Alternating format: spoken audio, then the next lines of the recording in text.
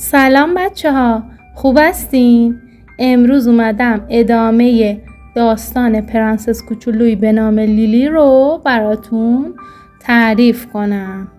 در واقع قسمت 2 داستان و قسمت 1 داستان در کانال پری قصه گو موجود هست. میتونین برید و گوش بدید. لیلی نمیتوانست لحظه‌ای که پروانه جادویی با او صحبت کرد را از ذهنش بیرون کند.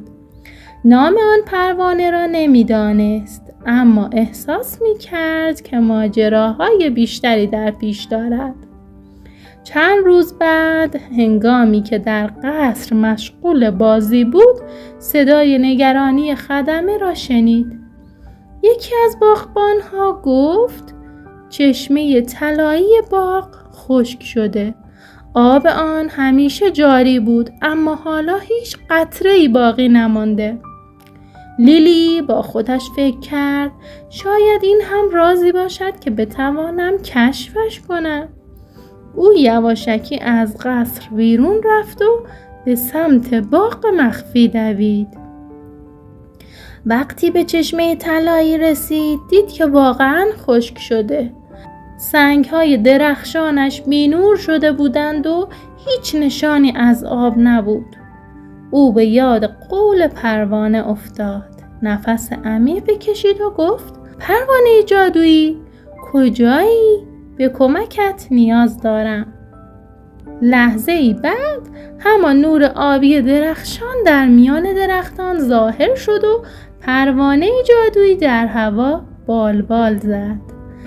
پروانه آرام گفت: پرنسس لیلی، راز این چشمه در قلب آن نهفته است.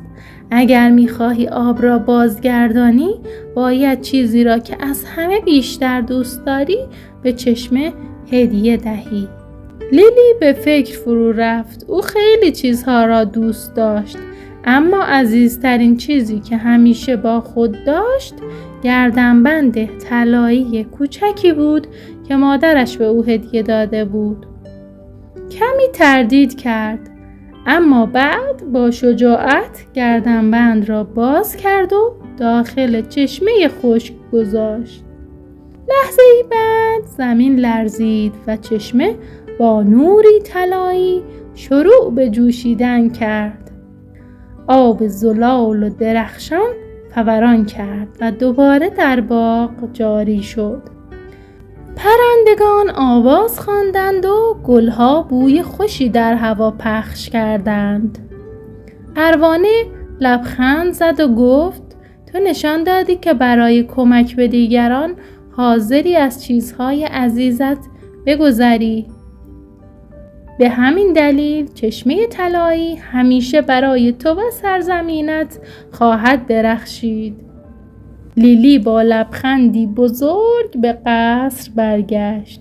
او نه تنها یک راز بزرگ را کشف کرده بود، بلکه یاد گرفته بود که گاهی برای داشتن چیزهای ارزشمندتر باید از چیزهای کوچکی که دوست داریم بگذریم.